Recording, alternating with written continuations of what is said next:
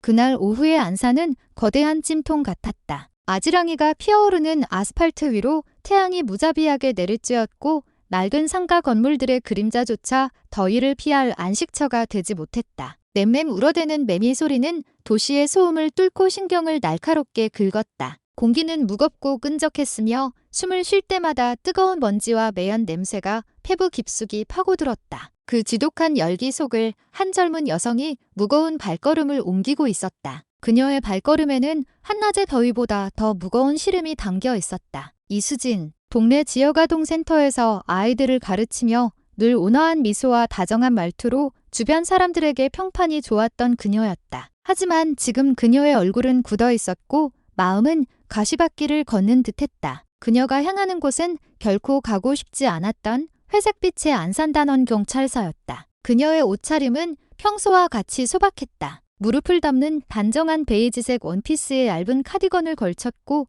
어깨에는 아이들에게 읽어줄 동화책 몇 권이 든 에코백이 걸려 있었다. 오른손에는 지난 이틀간 발이 닳도록 뛰어다니며 마련한 서류 봉투가 굳게 들려 있었다. 그것은 그녀의 아버지 이병철 씨를 자유롭게 해줄 유일한 희망이었다. 이마에 땀이 송골송골 맺혔지만 그건 단순히 날씨 탓만은 아니었다. 그곳에서 마주해야 할 거칠기로 소문난 경찰관들을 생각하면 심장이 불안하게 요동쳤다. 그녀의 아버지는 뺑소니 혐의로 체포되었다. 피해자가 크게 다쳤다는 이유로 조사가 끝날 때까지 유치장에 구금되었다. 하지만 동네 시장 어귀에서 수군거리는 말들은 달랐다. 힘없고 가난한 가족에게서 합의금을 뜯어내기 위한 명분에 불과하다는 소문이 파다했다. 수지는 애써 그 끔찍한 생각들을 떨쳐내려 했지만 차가운 유치장 철창 안에 갇힌 아버지의 초췌한 얼굴이 자꾸만 눈앞에 아른거렸다. 마침내 경찰서 건물이 시야에 들어왔을 때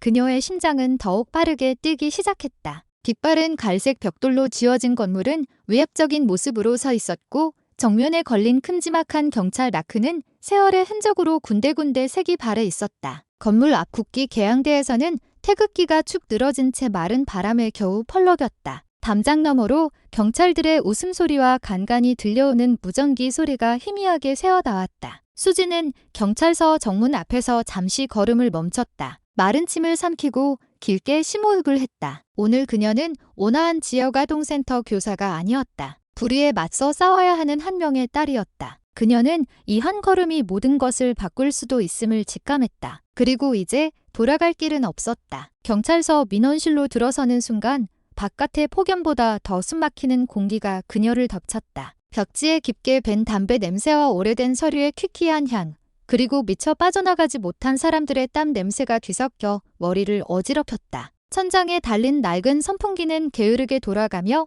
뜨거운 공기를 휘젓기만 할 뿐 시원함과는 거리가 멀었다. 서류 더미와 마시다만 커피컵들로 어지러운 책상 너머에 산처럼 거대한 몸집의 경찰관 한 명이 시큰둥한 표정으로 앉아 있었다. 그의 이름은 박동철 경사. 구겨진 근무복과 날카롭지만 공허한 눈빛은 그 자신이 이 답답한 공간의 일부인 것처럼 보였다. 박 경사는 수진을 위아래로 훑어보았다. 그의 시선에는 어떤 환대나 친절함도 담겨 있지 않았다. 무슨 일로 오셨습니까? 그의 목소리는 무겁고 건조했다. 마치 입 밖으로 단어를 꺼내는 것 자체가 귀찮다는 듯했다. 수지는 공손하게 고개를 숙이며 최대한 차분한 목소리를 유지하려 애썼다. 자신의 신분을 밝히고 아버지 이병철 씨의 석방 문제로 왔다고 설명했다. 그녀는 에코백에서 변호사의 의견서와 주민들의 서명이 담긴 탄원서를 꺼내 내밀었다. 지난 이틀간 그녀의 희망을 지탱해준 2개의 문서였다. 하지만 박 경사는 조금도 관심을 보이지 않았다. 그는 서류 봉투를 한 손으로 건네받아 훑어보더니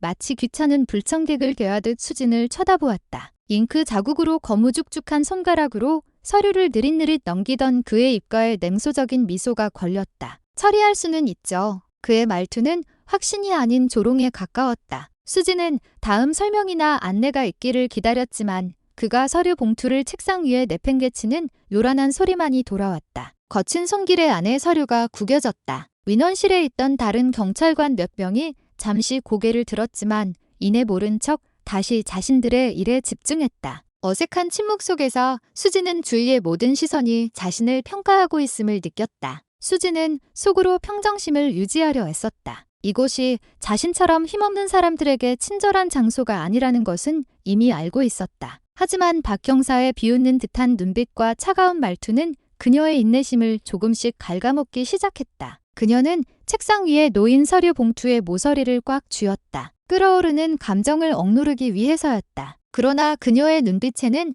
이미 결의가 서리기 시작했다. 눈앞에서 펼쳐지는 이 권력의 희롱에 결코 굴복하지 않겠다는 다짐이었다. 그녀는 아직 알지 못했다. 이 답답한 민원실에서의 짧은 만남이 상상조차 해본 적 없는 끔찍한 악몽의 시작이 되리라는 것을. 숨막히는 침묵 속에서 몇 분이 흘렀다. 수지는 책상 앞에 선 채로 박 경사가 메모지에 무언가를 적는 모습을 묵묵히 지켜봤다. 낡은 선풍기의 윙윙거리는 소리 사이로 볼펜이 종이를 긁는 소리가 유난히 크게 들렸다. 그의 움직임은 느렸지만 수진을 일부러 더 기다리게 만들려는 의도가 명백해 보였다. 메모를 마친 박 경사는 볼펜을 내려놓고 종이 끝을 입으로 불더니 수진의 얼굴은 쳐다보지도 않은 채 손가락 끝으로 툭 밀었다. 아버님 빨리 나오게 하고 싶으면 이거나 먼저 처리하시죠. 일종의 수사 촉진비 같은 겁니다. 그의 말은 독처럼 공기 중에 퍼져나갔다. 수지는 떨리는 손으로 메모지를 받았다. 천천히 종이를 펼친 순간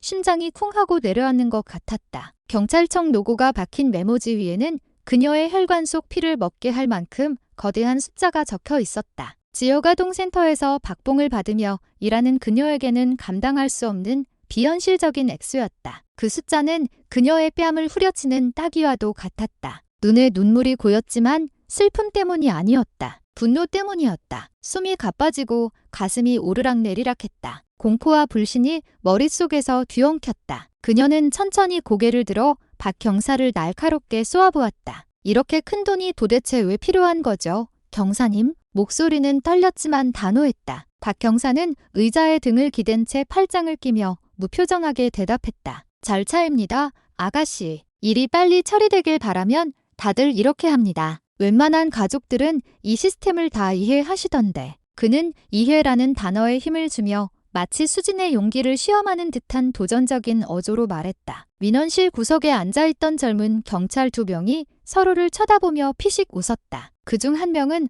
어이구, 이 아가씨도 제대로 걸렸네라고 속삭이기까지 했다. 텁텁하기만 하던 사무실의 공기는 순식간에 팽팽한 긴장감으로 가득 찼다. 수지는 얼굴이 화끈거리는 것을 느꼈다. 이것은 단순한 행정 절차가 아니었다. 수많은 사람들을 지켜보는 앞에서 벌어지는 뻔뻔하고 노골적인 협박이었다. 그런데도 누구 하나 감히 목소리를 내지 않았다. 수지는 빠른 걸음으로 다가가 메모지를 책상 위에 내리쳤다. 탁! 소리와 함께 주변의 다른 서류들이 흩날렸다. 이게 대체 무슨 짓입니까? 그녀의 목소리는 감정에 복받쳐 갈라졌다. 이건 명백한 갈취예요. 대한민국 어느 법에 이런 조항이 있습니까? 순간 민원실의 모든 소음이 멎었다. 딴청을 피우던 경찰관들도 민원을 기다리던 시민들도 모두 소리의 근원지를 향해 고개를 돌렸다. 경찰서를 뒤덮은 정적 속에서 거칠게 떨리는 수진의 숨소리만이 선명하게 들렸다. 박 경사는 몇 초간 얼어붙은 듯 있더니 천천히 자리에서 일어섰다. 그의 얼굴은 분노로 팽팽하게 굳었고 눈은 가늘어졌다. 그의 검은 눈동자 뒤편에서 한 가지 사실이 분명해졌다. 이 젊은 여자는 지금 건드려서는 안 될 뿔을 짚히고 말았다. 수진의 외침은 채찍처럼 날카롭게 공기를 갈랐다. 그 한마디는 잡담과 타자 소리로 소란스럽던 민원실 전체를 순식간에 얼어붙게 만들었다. 책상에 앉아있던 경찰들은 하던 일을 멈췄고 서류를 작성하던 민원인들은 펜을 내려놓았다. 아이를 안고 있던 한 아주머니는 아이의 입을 막아 울음소리마저 삼켰다. 모든 시선이 분노에 찬 얼굴로 방 한가운데에 당당히 서 있는 젊은 여성에게로 향했다. 분위기는 삽시간에 뒤바뀌었다. 시끄럽던 공간은 숨막히는 정적으로 가득 찼고 오직 낡은 선풍기만이 삐걱거리며 그 침묵을 채울 뿐이었다. 책상 너머에 서 있던 박동철 경사는 이제 막 터지기 직전의 활화산 같았다. 그의 얼굴은 시뻘겋게 달아올랐고 목에는 힘줄이 선명하게 돋았다. 그는 자신의 영역을 침범당한 포식자처럼 수진을 노려보았다. 어디서 함부로 입을 놀려? 그가 고함을 치며 일어서는 바람에 의자가 뒤로 밀리며 바닥에 거친 마찰음을 냈다. 다른 경찰관 몇몇이 자리에서 일어났지만 누구도 감히 다가서지 못했다. 박 경사가 한 번 이성을 잃으면 말리려던 사람까지 휘말리게 된다는 것을 모두가 알고 있었다. 순식간에 박 경사는 수진에게 성큼성큼 다가왔다. 그의 거대한 몸집은 마치 움직이는 벽처럼 그녀 앞의 공간을 압도했다. 그는 크고 단단한 손으로 수진의 어깨를 강하게 밀쳤다. 수진의 등이 차가운 벽에 부딪혔다. 쿵 하는 소리와 함께 머리가 울리고 시야가 잠시 흐려졌다. 그녀가 숨을 고를 틈도 없이 박 경사의 손이 그녀의 목을 거칠게 움켜쥐었다. 숨통이 조여오며 컥컥거리는 소리가 터져나왔다. 네가 뭔데 여기서 소리를 질러? 그의 목소리는 낮게 으르렁거렸지만 이전의 고함보다 훨씬 더 위협적이었다. 그의 눈빛은 우리 안에서 자신의 권력을 과시하는 맹수처럼 날카롭고 잔혹했다. 수지는 저항하려 애썼다. 두 손을 들어 그의 손목을 붙잡고 풀어보려 했지만 힘의 차이는 역부족이었다. 고통의 눈이 충혈되었고 기침 소리가 민원실 전체에 울려 퍼졌다. 몇몇 시민들은 놀란 표정을 지었지만 그저 바라볼 뿐 누구도 움직이지 않았다. 공포는 바이러스처럼 공간에 퍼져나갔다. 젊은 경찰 한 명이 앞으로 나서려 했지만 선배의 날카로운 눈짓에 발을 멈췄다. 아무도 그녀를 도우려 하지 않았다. 수지는 이제 권력과 공포가 지배하는 이 공간에서 유일하게 진실을 외치는 목소리가 되었다. 그녀는 속으로 맹세했다. 만약 이곳에서 살아서 나간다면 다시는 어떤 불의에도 고개 숙이지 않겠다고. 박 경사의 소나기에서 마침내 풀려난 수지는 벽에 기댄 채 거친 기침을 토해냈다. 목구멍이 불에 댄 듯 뜨겁고 따가웠다. 민원실의 공기는 다시 흐르기 시작했지만 분위기는 여전히 얼음장처럼 차가웠다. 박 경사는 그녀 앞에 우뚝 서서 증오가 가득한 눈으로 그녀를 쏘아보고 있었다. 입술을 굳게 다문 그의 얼굴에는 차마 내뱉지 못한 욕설이 담겨있는 듯했다. 수지는 아픈 목을 감싸주며 스스로를 진정시키려 했다. 하지만 찌르는 듯한 고통 너머로 그녀의 머리는 빠르게 회전하기 시작했다. 무언가 해야만 했다. 이 폭력이 침묵 속에 묻히게 둘 수는 없었다. 유일한 방법은 증거를 남기는 것이었다. 여전히 떨리는 오른손으로 수지는 원피스 주머니를 천천히 더듬었다. 심장이 귀에서 들릴 만큼 세차게 뛰었다. 주머니 속에는 작고 검은색의 스마트폰이 있었다. 아이들과 연락하거나 온라인 수업 자료를 찾을 때 늘 가지고 다니던 유일한 귀중품이었다. 그녀는 망설임 없이 화면을 켜고 카메라 앱을 열었다. 그녀는 손에 쥐고 있던 서류 봉투 뒤로 스마트폰을 반쯤 숨긴 채 녹화 버튼을 눌렀다. 작지만 엄청난 용기가 필요한 움직임이었다. 이걸 숨길 순 없을 거예요. 그녀의 목소리는 거의 속삭임에 가까웠지만 바로 앞에 서 있던 박 경사의 귀에는 똑똑히 들렸다. 박 경사는 몇 초간 굳어 있었다. 그의 얼굴이 팽팽하게 긴장했다. 시선이 수진의 손에 들린 스마트폰으로 향했다가 다시 그녀의 얼굴로 돌아왔다. 구경하던 경찰들의 희미한 웃음소리가 잦아들고 불안한 속삭임이 그 자리를 대신했다. 박 경사의 눈이 가늘어지고 턱이 단단하게 굳어졌다. 깡다구가 제법이네. 그가 나직이 읊조렸다. 그 말투에는 나중을 기약하는 위협이 담겨 있었다. 그는 한 걸음 뒤로 물러나 주위를 둘러보았다. 구경하던 사람들은 모두 방금 전의 일을 모른 척하며 고개를 깊이 숙였다. 수지는 손이 심하게 떨렸지만 녹화를 멈추지 않았다. 이 영상이 자신을 지키는 방패가 될 수도 혹은 더 큰 위험을 불러오는 도화선이 될 수도 있음을 직감했다. 마침내 박 경사는 몸을 돌려 뒤편의 사무실로 향했다. 떠나기 전 그는 마지막으로 수진을 돌아보았다. 그의 구두 소리는 아직 꺼지지 않은 분노처럼 복도에 크게 울려 퍼졌다. 수진은 공포와 안도감이 뒤섞인 감정을 느꼈다. 지옥 같은 현실의 작은 조각이 남아 진실을 담아내는 데 성공했다. 하지만 왜일까? 문 뒤로 사라지기 직전 그가 띈 옅은 미소를 보았을 때 등골이 서늘해졌다. 그 미소는 포기의 신호가 아니었다. 반드시 돌아오겠다는 무언의 약속이었다. 민원실의 소란이 잦아들자 사무실은 겉으로 보기에 평온을 되찾았다. 수지는 풀린 다리로 바닥에 떨어진 서류 봉투를 주워들었다. 손은 여전히 떨렸고 목에 남은 붉은 자국은 보랏빛으로 변해가고 있었다. 주위를 둘러보자 경찰들은 모두 제자리에 앉아 있었지만 누구도 그녀와 눈을 마주치지 않았다. 모두들 방금 전의 일은 잊어야 할 그림자처럼 여기며 딴청을 피웠다. 수지는 더 끔찍한 일이 벌어지기 전에 이곳을 떠나야 한다고 생각했다. 그녀는 빠르지만 조심스러운 걸음으로 옆쪽 출입구로 향했다. 뒤쪽으로 향하는 복도는 낯설고 길게 느껴졌다. 높은 창문으로 들어온 한낮의 햇살이 바닥에 감옥의 창살 같은 그림자를 들이우고 있었다. 그곳의 공기는 덥고 습했으며 천장에서 삐걱거리는 낡은 선풍기 소리가 음산한 분위기를 더했다. 벽에는 부정부패 없는 청렴한 경찰이라는 문구의 낡은 포스터가 붙어 있었다. 방금 겪은 일을 생각하면 지독한 아이러니였다. 수지는 서류 봉투를 가슴에 품은 채 자신의 발소리가 주위의 시선을 끌지 않기를 바라며 조용히 걸었다. 텅 빈 복도에서 그녀의 구두 소리는 유난히 크게 울렸다. 몇 걸음 옮긴 후 그녀는 창가에 잠시 멈춰 섰다. 숨을 고르고 주머니에서 스마트폰을 꺼냈다. 두근거리는 심장으로 화면을 확인했다. 영상은 그대로 남아 있었다. 박 경사의 분노에 찬 얼굴, 폭언, 그리고 그녀의 목을 조르던 순간까지 선명하게 담겨 있었다. 수지는 한동안 그 화면을 넋 놓고 바라보았다. 두려움이 아닌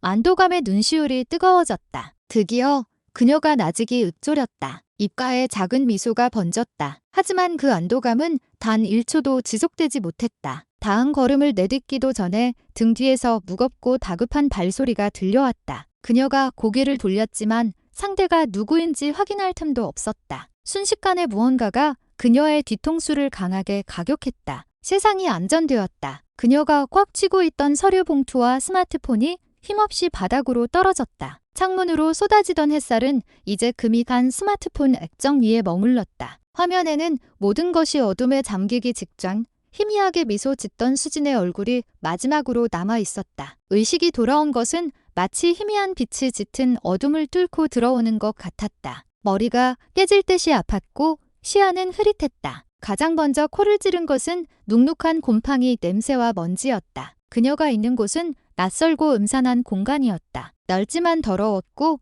벽에는 검은 원룩과 습기가 가득했다. 천장에는 구멍이 뚫려 있어 한낮의 햇살이 먼지 사이를 뚫고 가느다란 빗줄기를 만들어내고 있었다. 그녀는 양손이 등 뒤로 묶여 있음을 깨달았다. 손목은 단단히 조여진 케이블 타이 때문에 살이 파고드는 듯 아팠다. 눈앞에는 낡은 철제 의자와 녹슨 책상뿐이었다. 공기는 마치 오랫동안 인간의 발길이 끊긴 곳처럼 정체되어 있었다. 수진이 몸을 움직이자 의자가 삐걱거리는 소리가 텅 빈 공간에 울려 퍼져 음산함을 더했다. 그때 빛을 등지고 한 인형이 나타났다. 그 모습에 수진은 숨을 멈췄다. 박동철 경사였다. 그는 구겨진 근무복 차림으로 천천히 다가왔다. 그의 손에는 수진의 검은색 스마트폰이 들려 있었다. 그의 입가에는 모든 것을 장악한 자의 냉소적인 미소가 걸려 있었다. 이깟 영상 나부랭이가 널 구해줄 거라고 생각했나? 그의 목소리는 낮았지만 단어 하나하나가 수진의 귓가를 날카롭게 파고들었다. 그는 더 가까이 다가와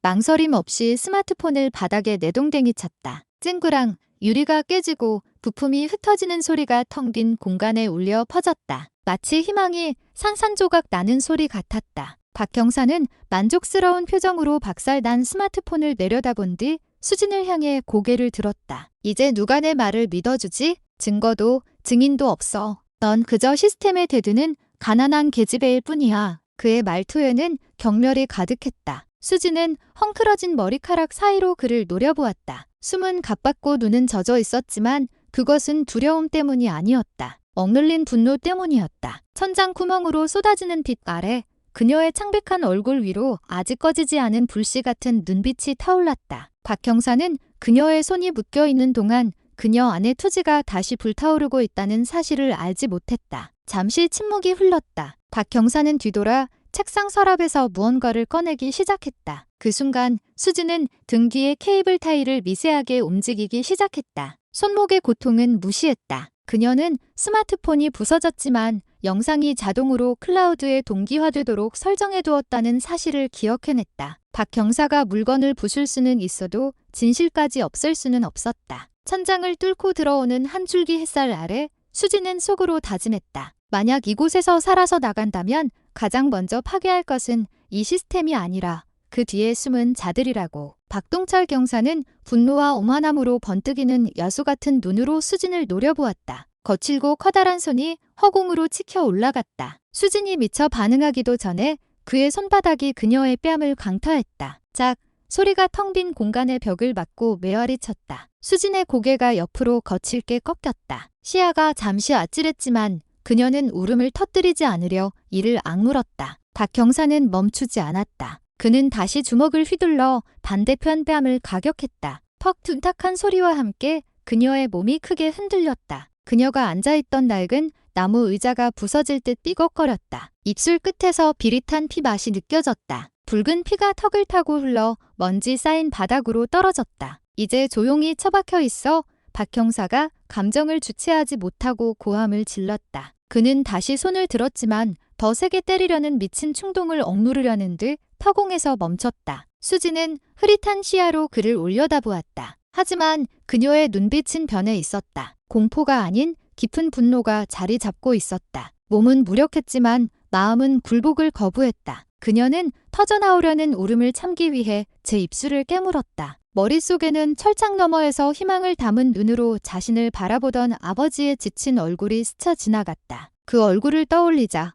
새로운 결의가 솟아올랐다. 지금 포기하면 더 이상 싸워야 할 이유도 남지 않게 될 터였다. 공간은 점점 더 뜨겁고 고요해졌다. 천장의 구멍으로 쏟아지는 햇살이 피로 얼룩진 수진의 얼굴을 비추며 상처와 의지 사이에 선명한 대조를 만들어냈다. 박 형사는 스스로를 진정시키려는 듯 제자리를 맴돌았다. 그는 떨리는 손으로 담배에 불을 붙여 깊게 빨아들였다. 네가 뭔데? 겨우 동네 애들 가르치는 선생 주제에 그는 쓴웃음을 지으며 중얼거렸다. 스스로의 폭력을 정당화하려는 몸부림처럼 들렸다. 하지만 담배 연기로 흐릿해진 시야 너머로 수진이 자신을 차갑게 응시하는 것을 볼 수 있었다. 그 시선은 오히려 그를 불안하게 만들었다. 수진은 고개를 숙여 손등으로 입가에 피를 닦아냈다. 소리치고 싶었지만 소용없다는 것을 알았다. 이 낡은 건물 밖에는 아무도 없었다. 마치 온 세상이 진실의 절규의 길을 막아버린 듯했다. 멀리서 들려오는 낡은 환풍기 소리와 방향을 잃은 범죄자처럼 초조하게 방 안을 서성이는 박 형사의 발소리만이 들릴 뿐이었다. 그 침묵 속에서 수지는 깨달았다. 두려움은 이미 죽어가고 있었다. 남은 것은 분노와 용기뿐이었다. 이 두 가지가 하나로 합쳐지면 그 누구라도 극도로 위험한 존재가 될 수 있었다. 방 안의 침묵은 가슴을 짓누르는 무게 같았다. 박 경사가 멀어지는 발소리와 공기 중에 흩날리는 먼지의 움직임만이 수진의 고통을 증명하고 있었다. 몸은 무력했고 얼굴은 부어올랐지만 그녀의 눈은 여전히 부서진 천장을 향해 열려 있었다. 천장의 구멍으로 쏟아지는 한 줄기 햇살이 그녀의 몸 위로 직접 떨어졌다. 그 빛 속에서 먼지들이 마치 옅은 안개처럼 천천히 맴돌았다. 흐릿한 시야 속에서 그 빛은 이상하게 따뜻하게 느껴졌다. 고통과 공포가 그녀를 집어삼키기 직전 기억 깊은 곳에서 한 늙은 남자의 얼굴이 떠올랐다. 그녀의 아버지 이병철 씨였다. 평온한 미소와 함께 예전에 집 마루에서 함께 책을 읽으며 들려주던 나직한 목소리가 귓가에 울리는 듯했다. 수진아, 진실은 언젠가 이기는 법이다. 악한 자들이 제복 뒤에 숨어 있더라도 말이다. 그 말이 머릿속에서 크게 울려 퍼지며 박 형사의 목소리와 공포 그리고 고통을 밀어냈다. 그것은 단순한 조언이 아니었다. 지금 그녀가 감당하고 있는 이 피와 상처가 나약함의 증거가 아니라 싸우기 위해 아직 살아있다는 증거임을 일깨워주는 외침이었다. 수지는 깊게 숨을 들이마셨다. 무겁던 공기가 이제는 새로운 투지를 불어넣는 연료처럼 느껴졌다. 시야가 선명해지고 목에 핏대가 섰다. 그녀는 고개를 숙여 손목을 묶고 있는 케이블 타이를 내려다보았다. 고통은 살을 내는 듯했지만 가슴 속 분노는 그보다 훨씬 더 컸다. 남은 힘을 모두 끌어모아 그녀는 타이를 잡아당기기 시작했다. 처음에는 천천히, 그러다 점점 더 세게 플라스틱 섬유가 팽팽하게 늘어나는 소리가 들렸다. 드득, 드득. 그녀는 눈을 질끈 감았다. 땀과 피가 뒤섞여 턱 끝으로 흘러내렸다. 손목을 잡아당기는 매 순간은 단순한 육체적 몸부림이 아니라 침묵 속에서 죽지 않겠다는 영혼의 맹세였다. 마침내 온 힘을 다한 마지막 한 번의 격렬한 움직임과 함께 툭 튀 소리를 내며 타이가 끊어졌다. 그녀는 거친 숨을 몰아쉬었지만 얼굴은 결의로 굳어 있었다. 이제 자유로워진 상처투성이의 두 손을 내려다보았다. 천장의 빛이 그 어느 때보다 밝게 그녀의 얼굴을 비추는 듯했다. 수지는 깨달았다. 자신은 더 이상 희생자가 아니었다. 반드시 대가를 치르게 해야 할 범죄의 살아있는 증인이었다. 그 순간부터 공포는 연료가 되었다. 살아남기 위한, 저항하기 위한, 그리고 아버지의 이름이 저들의 부패와 함께 묻히지 않게 하기 위한 연료가. 박동철 경사는 수진에게 등을 보인 채 몇 미터 앞에서 서성이고 있었다. 그는 흐트러진 옷매무새를 가다듬고 바닥에 떨어진 담배를 줍느라 정신이 없었다. 등 뒤에서 방금 전 자신이 무참히 짓밟았던 여인이 상상도 못할 반격을 준비하고 있다는 사실을 전혀 눈치채지 못했다. 수진은 천천히 일어섰다. 몸은 여전히 떨렸지만 그녀의 눈에는 더 이상 끌 수 없는 용기의 불꽃이 타오르고 있었다. 바로 옆에는 조금 전까지 고문의 도구였던 낡은 나무 의자가 이제 무기가 되어 놓여 있었다. 그녀는 상처투성이 두 손으로 의자 등받이를 꽉 움켜쥐었다. 두려움이 아닌 온 힘을 끌어모으는 긴장감에 손이 떨렸다. 머릿속에는 단 하나의 문장만이 반복되고 있었다. 여기서 죽을 순 없어. 박 경사는 등 뒤에서 들려온 미세한 소리에 잠시 걸음을 멈췄다. 하지만 그가 고개를 돌리기도 전에 나무 의자가 허공을 갈라 그의 머리를 강타했다. 퍽!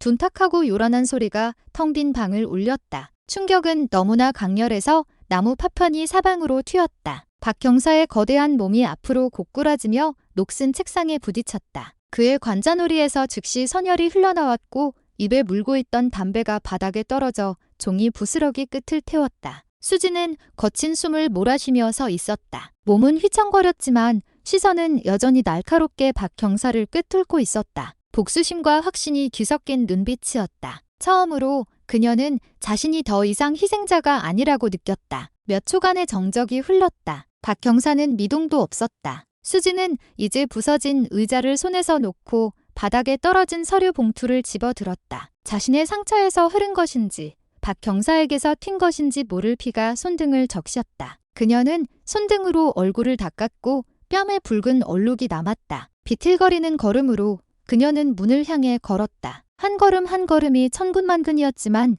몸의 고통보다 의지가 더 강했다. 이것은 끝이 아니었다. 이제 시작일 뿐이었다. 수지는 방 문을 거칠게 열어젖혔다. 한낮의 공기가 그녀의 얼굴을 때렸다. 뜨겁고 날카로웠지만 그것은 지옥에서 막 빠져나온 뒤 처음 맛보는 자유의 감각이었다. 그녀는 주위를 살피며 아무도 없는 것을 확인했다. 텅 빈 복도. 그녀는 건물의 그림자 뒤에 몸을 숨기며 경찰서 뒤편 출입구를 향해 있는 힘껏 달렸다. 멀리서 새소리와 도로의 차량 소음이 들려왔다. 마치 바깥 세상은 방금 전 벌어진 끔찍한 일에 대해 아무것도 모른다는 듯이. 그녀의 손에는 서류 봉투가 단단히 들려 있었다. 그리고 다른 손에서는 여전히 붉은 피가 방울져 떨어지고 있었다. 그것은 한 가지 사실을 분명히 보여주는 상징이었다. 용기가 마침내 공포를 대체했다는 증거. 경찰서 뒤편의 낡은 문이 열리는 순간 한낮의 햇살이 수진의 눈을 부시게 찔렀다. 그녀는 인상을 찌푸리며 여전히 옥신거리는 두통을 참아냈다. 바깥의 뜨거운 공기는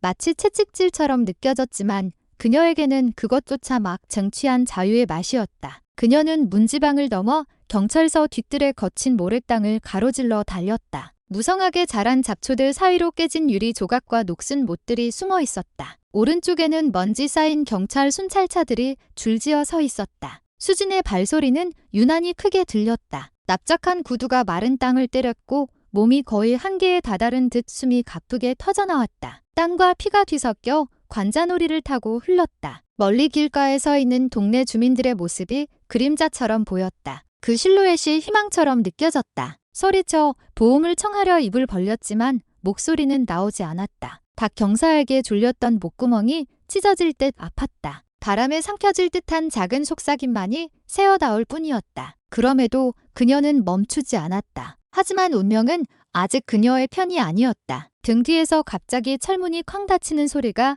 날카롭게 울려 퍼졌다. 뒤이어 다급한 발소리와 희미한 고함 소리가 들려왔다. 수지는 돌아보지 않았다. 누가 쫓아오는지, 잡히면 어떻게 될지 너무나 잘 알고 있었다. 뜨거운 바람이 얼굴을 때렸고 헝클어진 머리카락이 멍든 뺨에 달라붙었다. 그녀는 덤불과 차량 사이로 안전한 길을 찾으며 속도를 높였다. 순찰차 유리창에 비친 거대한 인형이 그녀의 시야 끝에 들어왔다. 분노에 찬 다급한 발걸음이었다. 그 모습만으로도 수진의 아드레날린은 폭발했다. 그녀는 오직 앞으로 나아갈 생각뿐이었다. 심장은 전쟁의 북소리처럼 세차게 울렸다. 하늘은 너무나 밝고 뜨거워서 주변의 모든 색을 집어삼키는 듯했다. 오직 거친 숨소리와 살아야 한다는 의지만이 남았다. 멀리서 희미하게 호루라기 소리가 들리고 누군가 그녀의 이름을 외치는 거친 목소리가 뒤따랐다. 하지만 그녀는 상관하지 않았다. 이 마당을 벗어나 담장을 넘어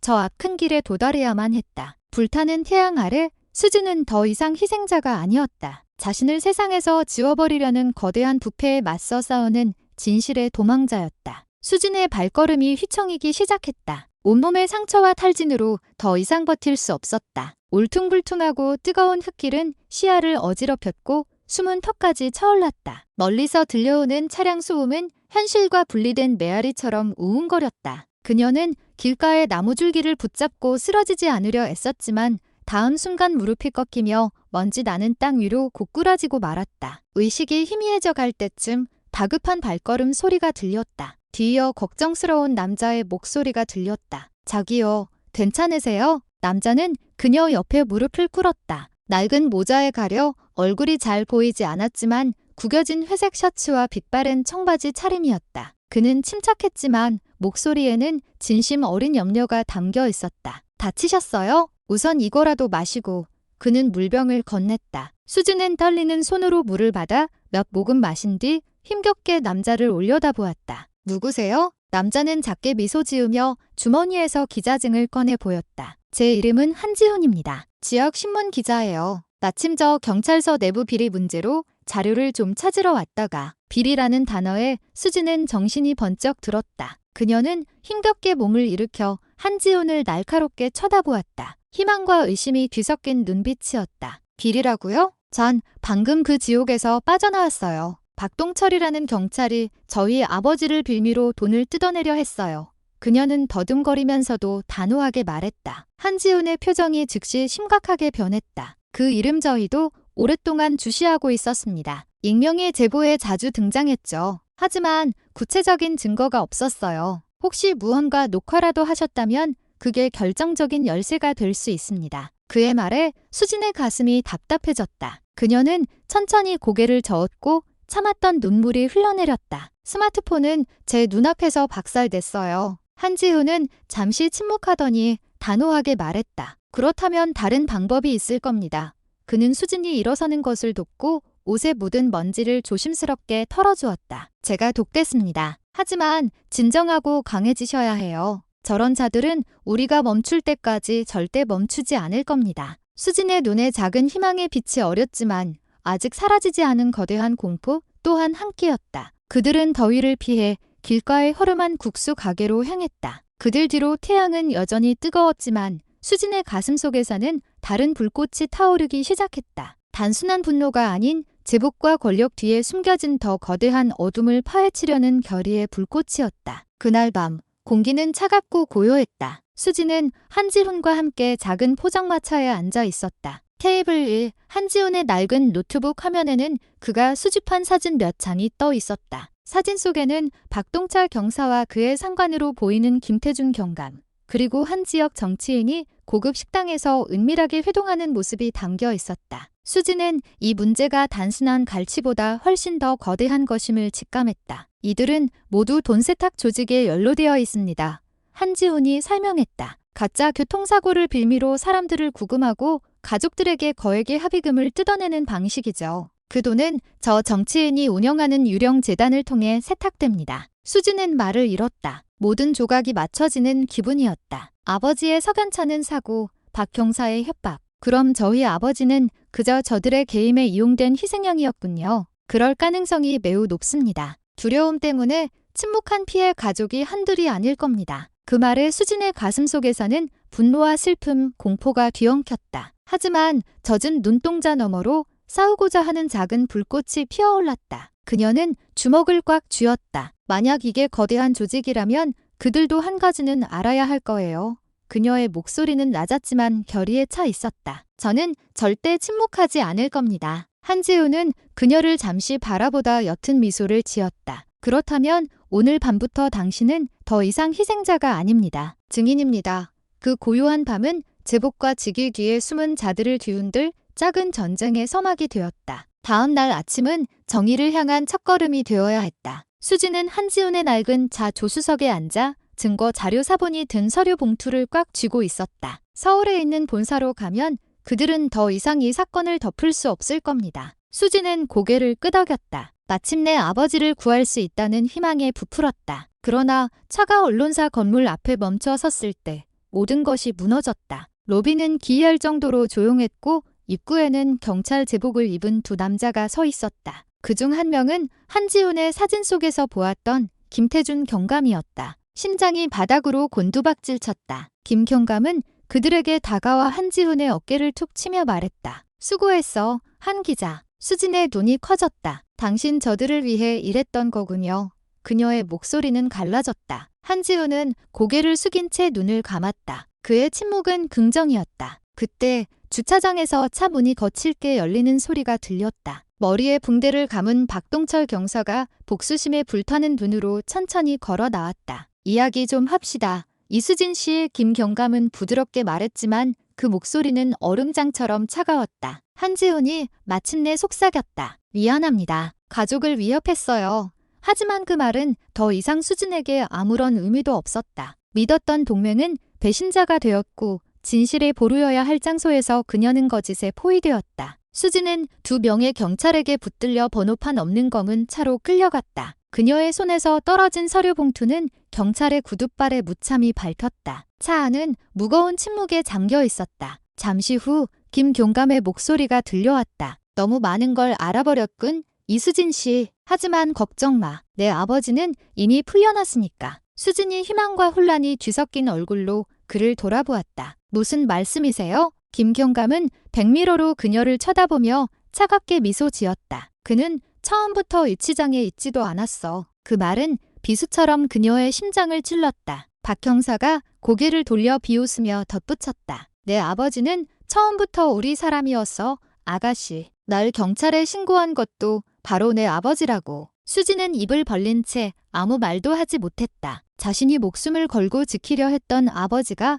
그 모든 비극의 시작이었다는 사실. 모든 희생과 고통, 눈물이 결국 자신이 가장 믿었던 사람들에 의해 계획된 잔인한 연극이었음을 깨달았다. 아니야, 그럴 리가 없어. 그녀는 희미하게 중얼거렸다. 차는 경찰서 뒤편 그녀가 갇혔던 그 낡고 먼지 쌓인 창고로 향했다. 문이 열리고 수진은 다시 그 방으로 끌려 들어갔다. 천장 구석의 CCTV가 붉은 빛을 깜빡이며 모든 것을 녹화하고 있었다. 그녀는 다시 의자에 묶였다. 문가에 선 김 경감이 차갑게 말했다. 이 영상은 앞으로 입을 함부로 놀리는 모든 것들을 위한 경고가 될 거다. 딸깍 카메라가 작동했다. 피와 절망으로 얼룩진 수진의 얼굴이 화면